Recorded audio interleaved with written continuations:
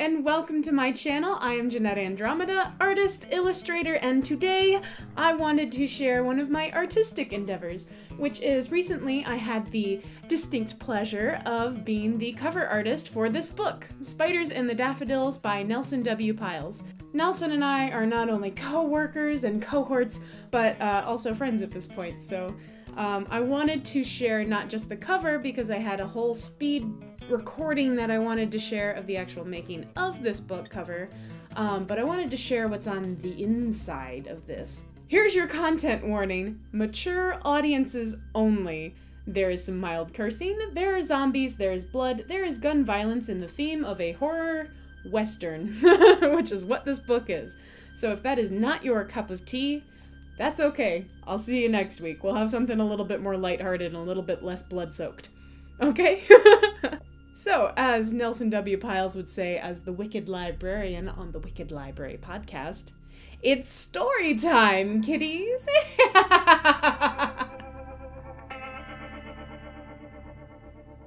Judd was going to say, draw. It was right there on the tip of his tongue, ready to pass through the lips that was just beginning to make the words when the bullet slammed into his chest. He had enough time to make a noise that sounded like he said woof before falling backwards onto the street. His last thought was of his mother's apple pie as his mouth filled with his own blood. The two men flanking Judd looked at their hands and raised them over their heads, shaking. The man opposite them cocked his revolver and pointed it at the man on his left. "Unhook your gun belts with your left hand and let 'em drop," he said, then added, "The other left, goddammit." The men complied quickly. When the belts and guns had dropped, the man said, "Now kick them guns over and lie down face first, hands on the back of your heads." He walked towards the men as they did what he asked. When they were both down, he holstered his gun and stood over them. "Name's Wall. You two are in my custody. I don't care if you did all the things the state of Tennessee thinks you did, but there's a reward I'm gonna claim with you three. The price is the same, dead or alive. Your choice on how you get delivered. And as you can see," he kicked Judd in the ribs to make his point, "it's all the same to me." 10 minutes later, the two men were up, in leg shackles and carrying their now dead partner, Judd. Now, Judd had always had a big damn mouth, and the two men were glad he was the dead one. "Goddamn dummy," said the man called Scar. "He sure was," said the man called Spoon. "Shut yo' yaps," Wall said behind them. "We're going to the Undertaker to get him a box. Ain't no sense in you two hauling him all over hell's creation." Scar grunted, but Spoon spoke up. "How are we getting back?" Wall spit. "Train. You'll be shackled up in the hold with him." Scar chuckled. "Ain't never been on no train," he said. "Better enjoy it," Wall said. "Ain't likely to get another one after this." This shut both men up, and they shuffled to the Undertaker's place of business. When they got to G.I. Suckley's undertaking establishment, Wall had the two men drop the body of Judd on the right side of the porch. He then adjusted the shackle around the left side of the porch's support beam. "I reckon he smelled that bad before I shot him," Wall said. "Can't get him more downwind. You boys behave," Wall said as he walked through the front door. The place was poorly lit with candles and smelled of rotting flowers, still sweet with something else behind it. There was a front desk with a bell, which Wall tapped 3 times. After a moment, a tall, slender man in a white shirt and an apron came from the back room. There were dark stains on the shirt that didn't take a genius to figure out what they were. "You Suckley?" Wall asked. "Yes, sir, G.I. Suckley." He stuck out a blood-soaked hand, then thought better of it. "Sorry," he said. "I've been a bit busy." "Well, I guess business is good for you then," Wall said. "I have an easy one for you. Just need a box for shipping." Suckley looked confused. A box for shipping?" Wall simply glared at him. "He's on your porch," Wall said. "Got his 2 pals chained up next to them. Is that all right?" Sure, sir. Not a problem. So you only need a casket?" Suckley stammered. "Just a box big enough to fit him suits me. Don't need to be fancy." Suckley nodded. "Well, let's get him in here. You say you have folks chained to my porch?" Wall nodded. "They can bring him in. Put him where you need him." How would you like the body prepared?" "Quick as can be." "In the box," Wall said, and began to walk to the porch. As he opened the door to the porch, he noticed two things at once.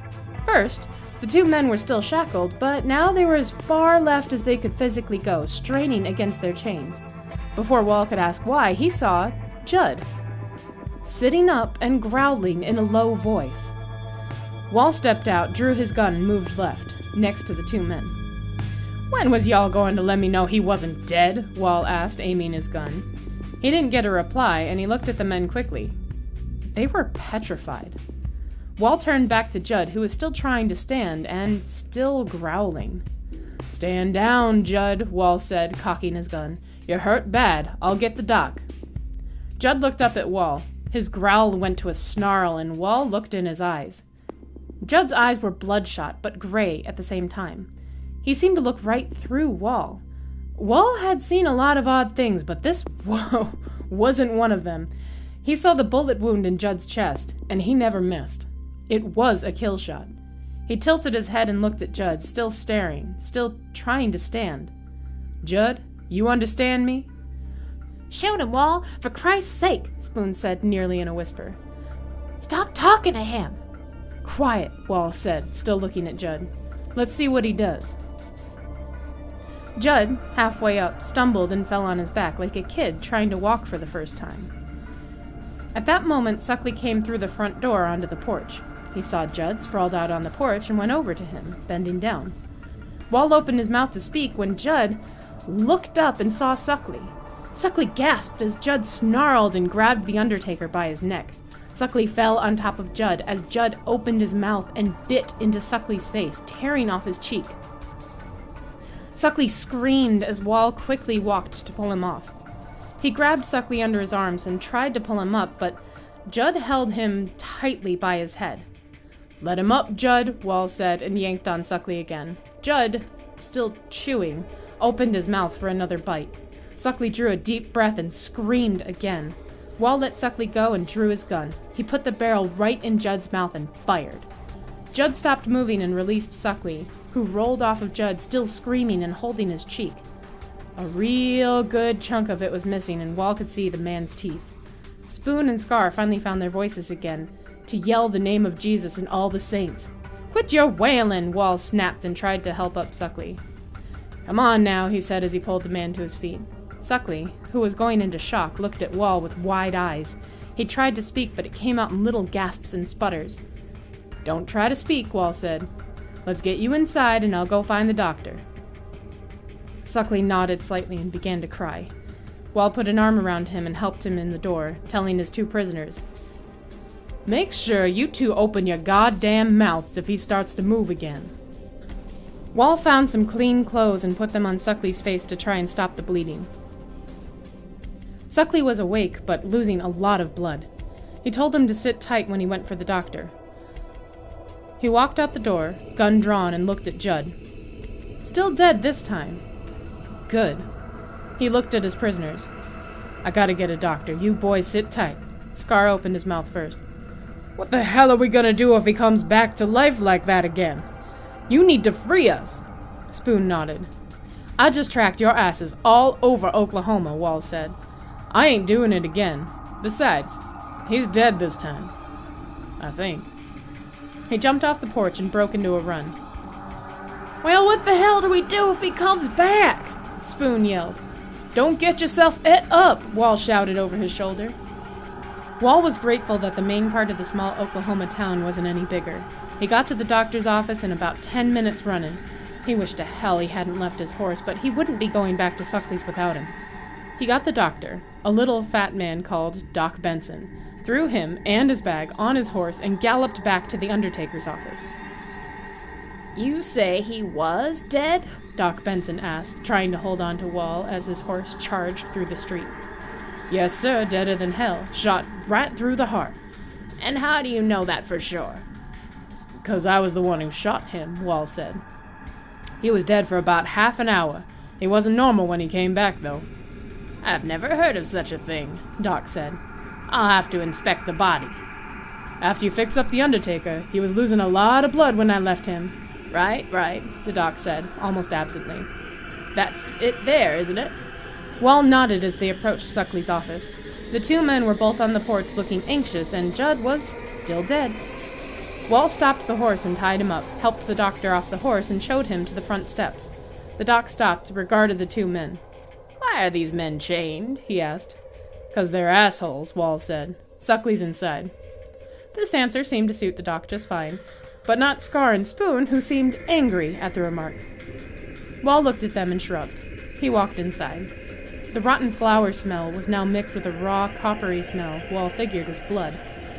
Doc had waited for Wall to come in and lead him to Suckley. Wall walked carefully through the hall and to the little waiting room where he'd left the bleeding man on a small couch. Suckley was still there, but he wasn't moving. There was a massive pool of blood from his wound that had soaked into the peach-colored couch cushion and all over the floor. The blood on the floor was mostly congealed. Benson walked past Wall and put his hand under Suckley's neck. He felt around several times and looked at Wall. "This is damn strange," he said. "There's no pulse, but he's hot." "If he's dead, shouldn't he be getting cold?" "Exactly," the doctor said. "But I'd wager his temperature is over 100. "That ain't natural," Wall said. Benson nodded. As if on cue, Suckley's eyes snapped open. They had the same red and bright gray look Judd had. Wall noticed, and without thinking, Wall grabbed Benson by the arm and yanked him roughly away from Suckley, who had now begun to growl. "Dear Lord," the doc said.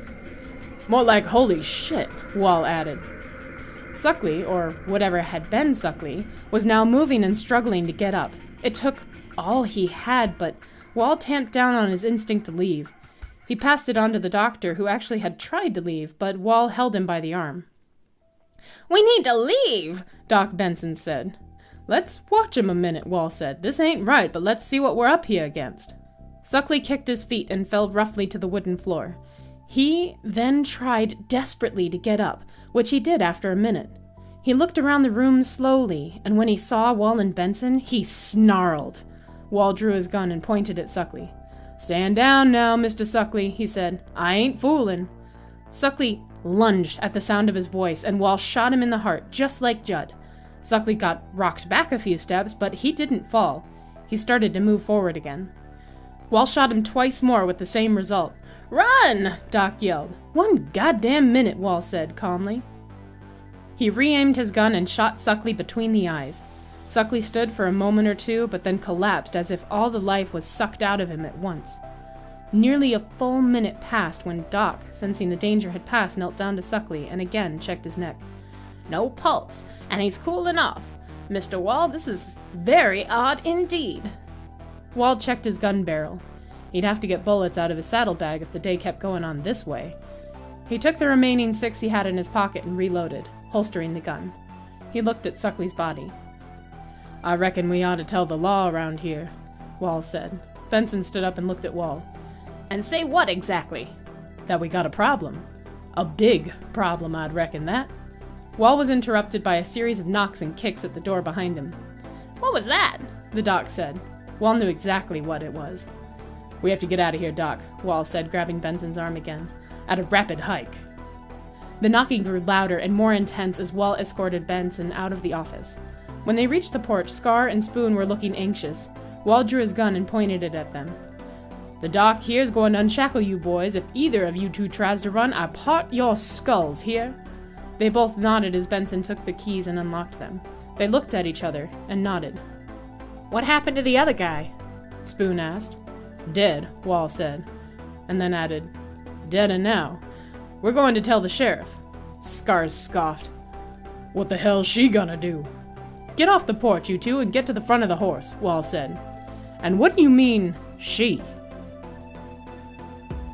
And that is all I'm going to share from Spiders and the Daffodils today. If you want to read more of this story, I will leave a link in the description below. It is an affiliate link, so that means if you click on it and then buy this book, not only are you supporting the work of Nelson W. Pyles, but you're also supporting me because Amazon will send me a little itty bitty bit of what you spend on the book without any extra cost to you. So thank you for your support so I can bring you more story times and keep making art. But seriously, thank you for watching, and thank you, Nelson W. Pyles, for sharing a little chunk of your story with us today.